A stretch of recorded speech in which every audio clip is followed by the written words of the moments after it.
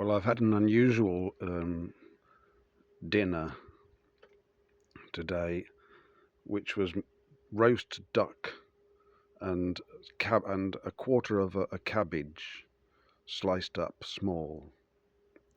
And the roast duck was already roasted, and I made a stew out of these ingredients and added cayenne pepper and garlic powder after having discovered that both of those products are very low in oxalate, and also cabbage is one of the very lowest oxalate content vegetables. Um, so I think some of those substances probably do have beneficial properties. You'd have to decide whether the oxalate outweighs them or not. But I feel the need to expand my diet a little bit. But I'm being cautious over it. It was very nice, actually, surprisingly to me. I was struggling with the duck. Um, I don't think I'll be getting another one soon. It was fine, but very, just a bit gamey almost. I'm not quite sure what I like anymore. I made some bacon in the oven, and it was plain bacon, not smoked. And I must have cooked it just right, because it came out with all the fat had turned crispy and soft at the same time, with a crispy outside and a soft center, and it was delicious. And I've tried to replicate it 3 times now, and I've ended up almost, I think, every time with bacon that is so hard and brittle that it can't be even bitten into. So those are the struggles that I'm dealing with. And then I'm looking at the state of the rear garden of my house, and of course, as people can see, it's disastrous, to say the least. And my intention with this land, small bit of land, see, well, it's land, isn't it? That's what you have. That's what you're given, a bit of land. You're lent a bit of land by the king. And my intention is to open up the raised bed at the side. I don't know whether have I got that in the frame. The raised bed at the side here, which is actually very long, and immediately drew criticism from my ex-wife. But it was expedient to do it. It's been useful. Also because now, of course, the reason for putting it there is that a gentleman that I know had convinced me that in a small garden of this size I could become self-sufficient. When I told my sister of it, she laughed because she knows more about those things than I do. And so the plan was to grow all these vegetables and stuff. And I've never been fond of growing vegetables. I've very little experience with it. I don't mind growing a basil plant, but getting into the whole sort of farming business or growing your own potatoes. I've done potatoes, and there was a couple that were all right. I've eaten plums off the plum tree at the back here, and they are very nice, but I'm sure they're bad for you. I don't eat many of them. And there are red currants rather, and black currants now. So I might have a few of those. I missed them this year because I was full hardcore carnivore for for the first at least 3 months of the diet, of the way of eating, as it's meant to be called. But I'm thinking that the talk that I give at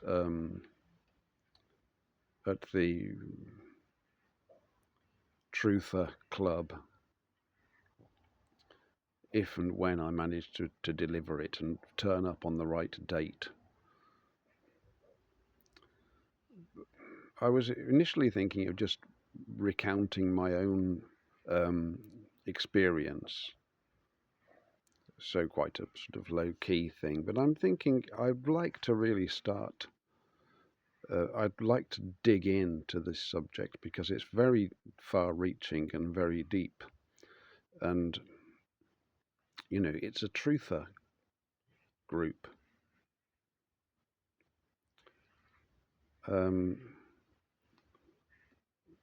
I'll get kickback, of course, from the animal people,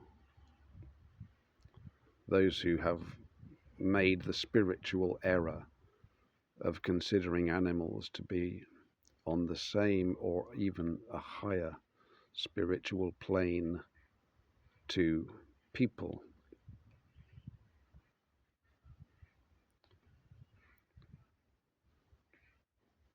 And that conceit has so many knock-on effects, you see. People who believe that, I think if you look at the premises, the basis upon which you believe it, you will find it is a fixation. Your attention has been trapped by some event, perhaps. This was the case of the witch, actually. Although I don't know how critical that moment was, but something that she related to me is that as a child, she had entered, a very small child, she had entered a field that contained 2 or 3 rather dangerous horses, and known to be vicious. And she'd wandered in there as a child, and she'd gone up to these horses and had petted them and had been perfectly happy there. Now, I suppose after that event, perhaps her parents said to her, reinforced, or her father or somebody reinforced the idea that she had these special powers, or that she was a wonderful child, and it was followed by praise from a parent. I'm completely theorizing here, I have no idea, but that sort of thing could produce it, couldn't it? You see, could produce that attention trap, because another reason is that animals seem to recognize small children as not being a threat and don't really attack them. They don't harm them. Surprisingly, I'm sure there are exceptions, of course, because there are reptiles which lack the empathy reaction. But mammals have empathy, have something that resembles empathy. I'm wary of using the word, of course, because it's an exquisitely human condition, and sadly lacking, actually, sometimes. But it resembles empathy. It's this. It's innate in them, you see, to raise their children. Those that but that's why reptiles don't have it, because if they don't nurse their young, so it's not a useful trait. And That's why we think of them as cold, I suppose, isn't it? And they are indeed cold natured. And that's was the personification of Satan as a kind of a reptile or a dragon or a serpent. But I don't think that, you know, I think a rational understanding of animals should also help us to understand that, you know, snakes are not in themselves evil creatures. They are, but we do treat them with respect, of course, because there are some of them that are poisonous. I've always had personally a bit of horror of snakes. I think it's called onophobia or something like that. I wouldn't go so far as to call it a phobia, but I've never really liked them, and I keep well away when I see them. And I used to see them in northern Italy quite regularly, but since I've been in this country, I haven't clapped eyes on a snake unless they were in some kind of social act of deception, I suppose, and then you might call them a snake in the grass. There's a lot of metaphors, aren't there, for snakes, that those poor old creatures, I suppose, get a bit of a bad name, what with them being also mentioned in the Bible. We live in a curious world, really. I mean, trying to categorize something like this is, I'm beginning to understand, it's going to be beyond me. It's a very deep subject. And so that's an area that can be addressed, you know. Oxalates and leptins. I don't know much about lectins, or leptins are they called, as the other poison that's in plants. But I've looked into oxalates a lot, and they are extremely toxic.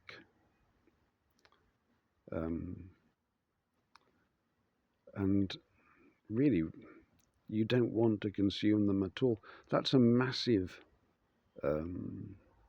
shift in perspective from veganism. Massive.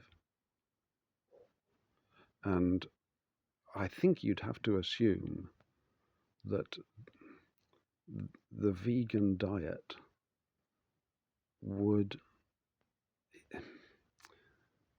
I don't know whether there could be a measure of adaptation, of course, because you have civilizations that have been vegans, we are told anyway. Not civilizations, are they? They're cultural groups that follow veganism and have followed it for, you know, many hundreds of years and seem to be doing okay. So perhaps the body and the gut and everything and the use of the proper, it's quite, I think it's an elaborate procedure. You have to be careful very careful how you cook, and very careful how you eat.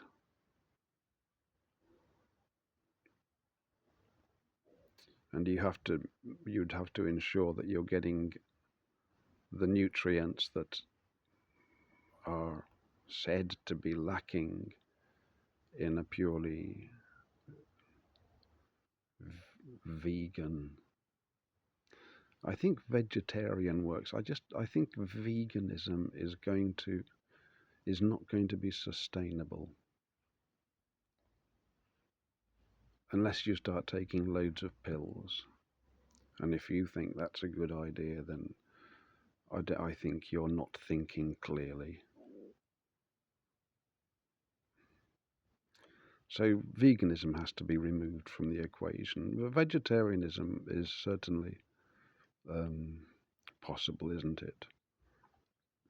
You know, even if you limit the amount of cheese and eggs or whatever that you might also have, you see.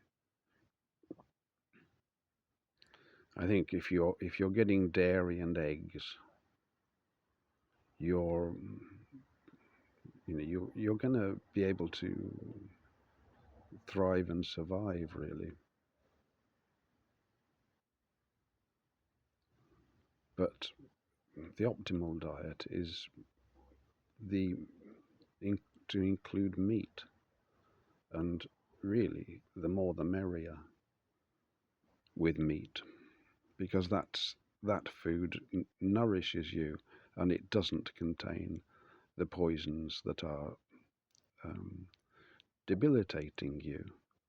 That's why we see so many people at the age of 70 or 80 beginning to get, they can't get around much anymore. And people would say to me about the sports car, and the guy that sold me the car, that he hadn't, he's finding it difficult to get in and out of those sorts of cars.